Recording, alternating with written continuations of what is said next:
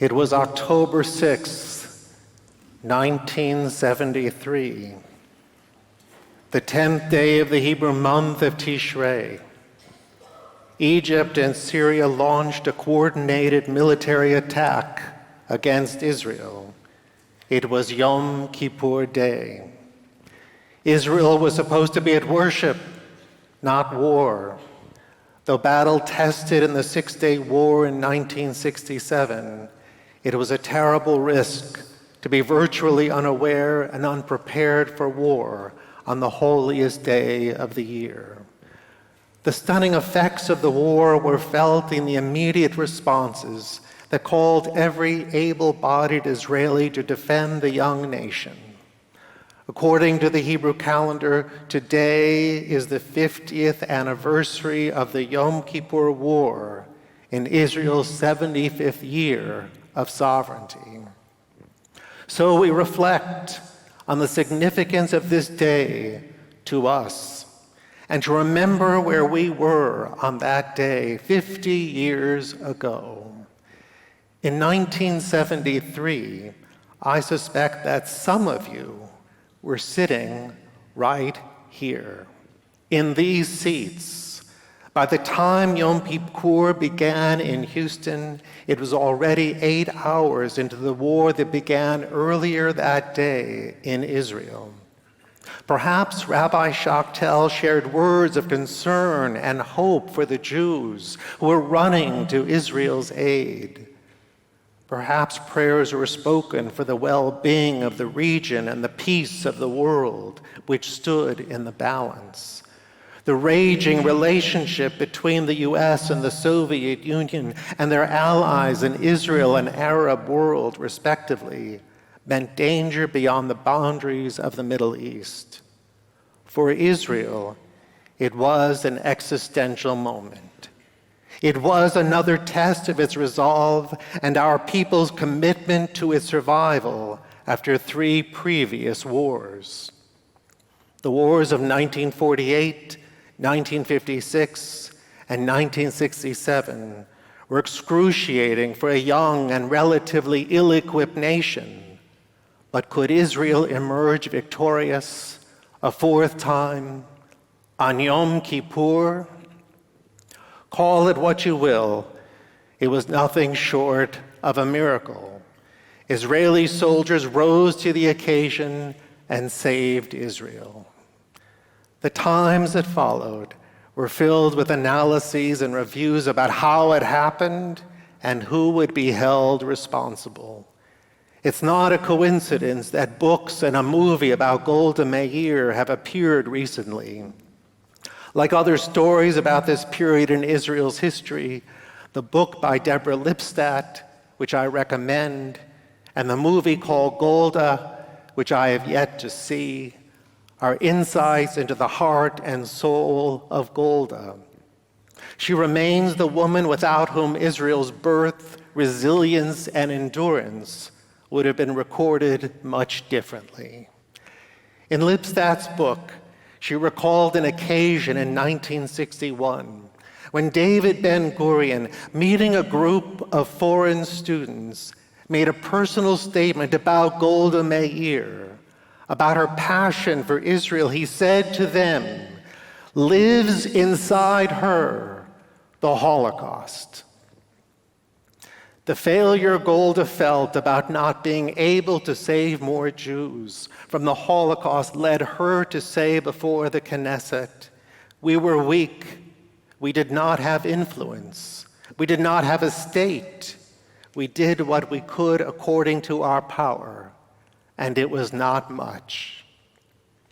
Lives inside her the Holocaust would be foreshadow of Golda's life's work that pressed her to make Israel's future a matter of the Jewish people's will and determination. Ben-Gurion's comment about Golda prompts me to ask, on the 50th anniversary of the Yom Kippur War, what lives inside of you? What lives inside of me? I'll answer first. In 1973, When Israel went to war on Yom Kippur, I was just 11 years old.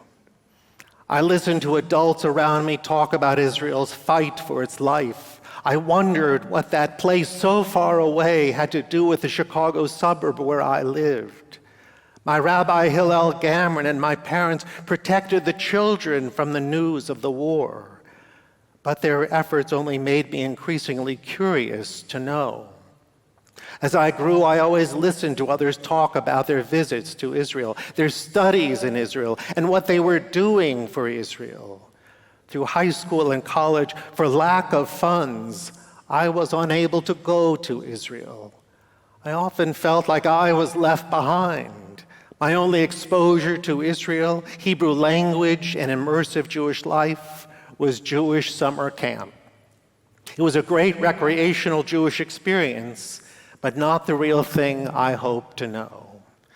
Later, when I prepared for my first year in rabbinical school at HUC in Jerusalem, I felt like it was finally my turn to go to Israel. It would be totally immersive for the next 10 months. Though some first-year students arrived 2 months earlier in the summer, it turned out, ironically, that all the Hebrew studies I gained before I arrived in Israel caused me to be exempt from the summer studies. But finally, I arrived in the fall. It was time for the high holy days in Israel. And on Rosh Hashanah, I was invited to spend time with a classmate and Israeli relatives in Rishon LeZion, a rather nice neighborhood. Excited to be celebrating and observing Rosh Hashanah with an Israeli family, I came to learn that they were secular Israelis. On Rosh Hashanah, we didn't go to synagogue. We went to the beach instead. I remember wondering, what am I doing here? But then Sukkot, the festival of booths, arrived 5 days after Yom Kippur, and I walked through the streets of my neighborhood in Jerusalem. Nearly every balcony on the apartment buildings was transformed into a sukkah to fulfill the mitzvah to dwell in a sukkah for 7 days. I was mesmerized. Likewise, Hanukkah was a citywide festival of lights and hot jelly donuts. By springtime of my year in Israel, I was speaking and dreaming in Hebrew. I even thought that if I couldn't return home for any odd reason, I could be at home in Israel. My family, on the other hand, was eager for my return. And I came home, but with more than souvenirs for them. I came home with something in my heart, too. To be Jewish without reservation, to walk and talk and thrive with Jews every day, and to know that this land was my home too, became part of me.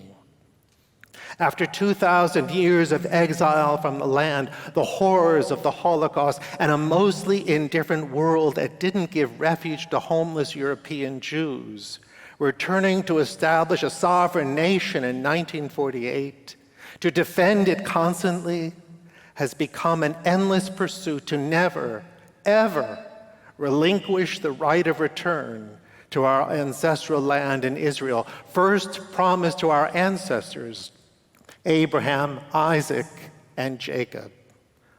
Of Golda Meir it was said, lives inside her the Holocaust. So what lives inside of me? Lives inside of me Jewish self-determination. Now, what lives inside of you? For those who wrestled with the birth of Israel in the 1940s and watched its soldiers fight for its survival in subsequent wars, Israel's 75th anniversary must be something of a wonder, too. The birth of nations always begins with struggles and many challenges to its rights to exist. The United States is no different. America's 247 years of independence are meager compared to the years of some of the world's nations in history. A true story. An Israeli-born American rabbi who studied American history in college and excelled in the subject was asked by his professor how he could recall well over 200 years of American history with such detail and know the subject so comprehensively. The young student at the time replied that he was Jewish, and Jews have to remember over 3,000 years of history. As Americans and Jews, we find perspective in these facts and have learned not to take anything for granted. About democracy, Winston Churchill famously remarked, "Many forms of government have been tried and will be tried in this world of sin and woe.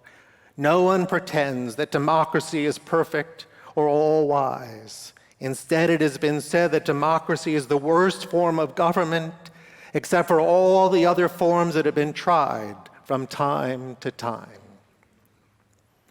Today, we are relieved that Israel still relies on democracy in favor of all other forms that have been tried. But judicial reform in Israel is creating a schism between our people. I am not going to posit an opinion about Israeli politics tonight. I am going to urge us to put nation ahead of party politics. We have to ensure that what we have fought to gain personally or advocated to strengthen from afar collectively concludes in an enduring Jewish future in Israel. In the existential moments that Golda Meir faced, she said in a conversation with President John F. Kennedy, "If we should lose our sovereignty again, those of us who would remain alive, and there wouldn't be very many, would be dispersed once more. But we no longer have that great reservoir we once had of our religion, our culture, and our faith. We lost much when 6 million perished in the Holocaust. What is written on the walls for us is beware of losing your sovereignty again, for this time you may lose it forever." Then she said to the president, "Should the state be lost, then my generation will go down in history as the generation that made Israel sovereign again, but didn't know how to hold on to that independence." In her book, Lips That writes that Kennedy looked into her eyes and said, "I understand, Mrs. Meir. Don't worry. Nothing will happen to Israel." That was then. Last spring, Rabbi Daniel Gordis was our guest. His scholarship and intimate understanding of Israel's growing pains and internal strife was instructive to us. He left us with many lessons. Chief among them, he said, "Everything we love is flawed. The only exception might be a person in our life whom we call perfect. But even the most beautiful rose sits atop a most undeserved thorny stem, right?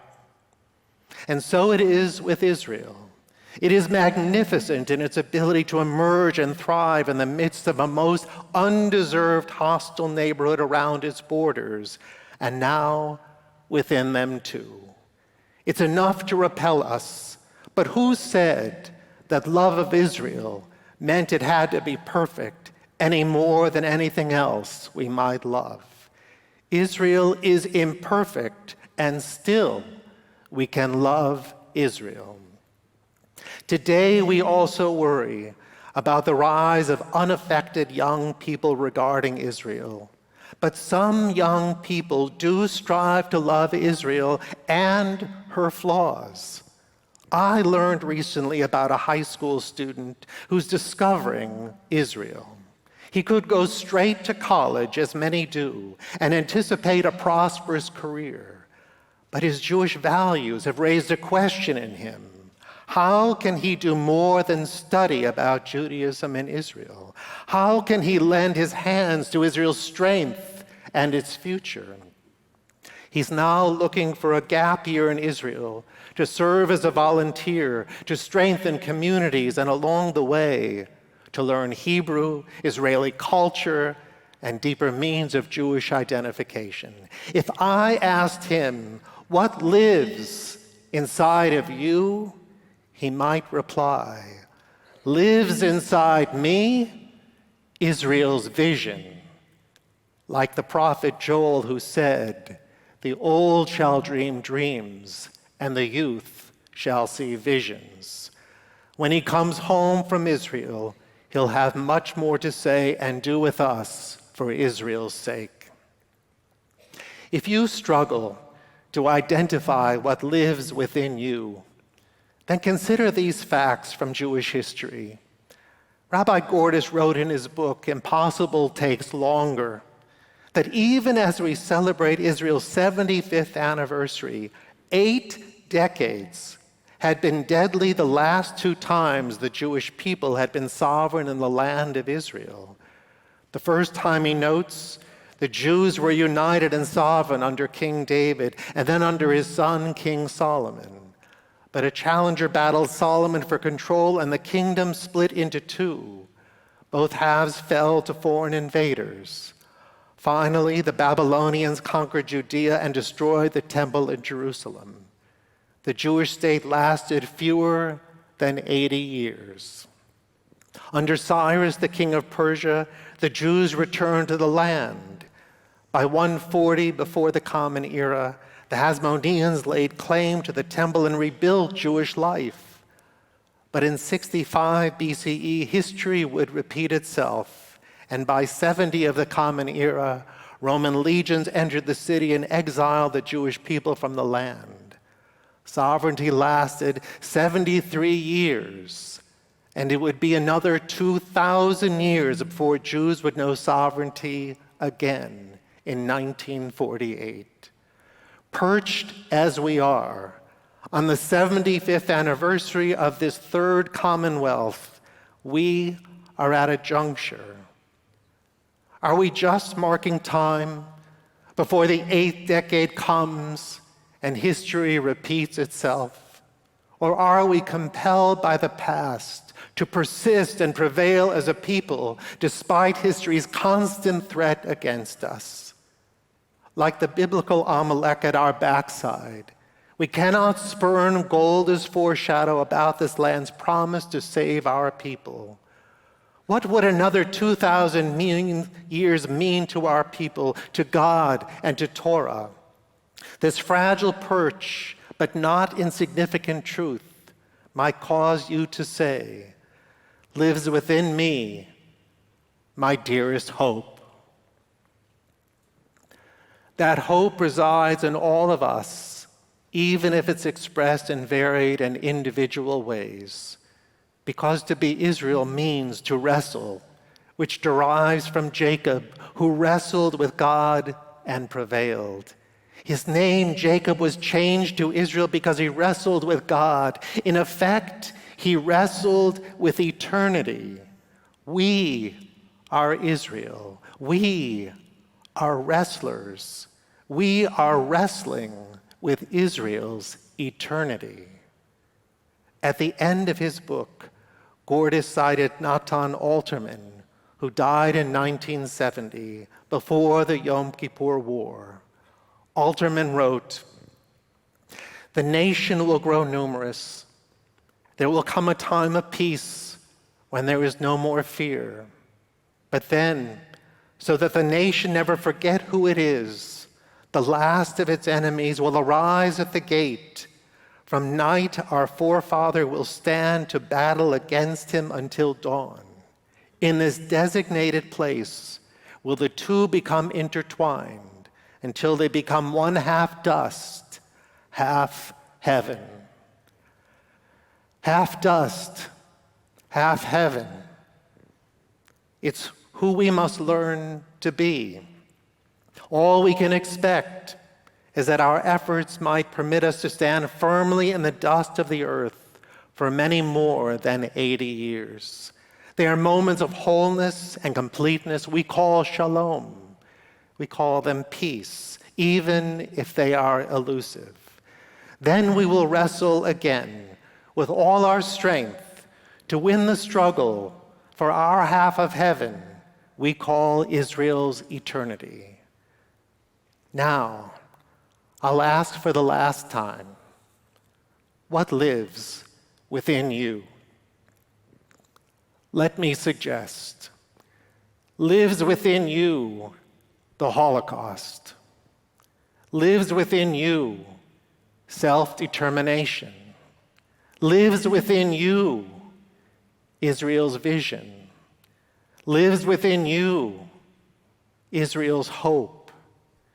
This Yom Kippur lives within you and me Israel's eternity. Amen.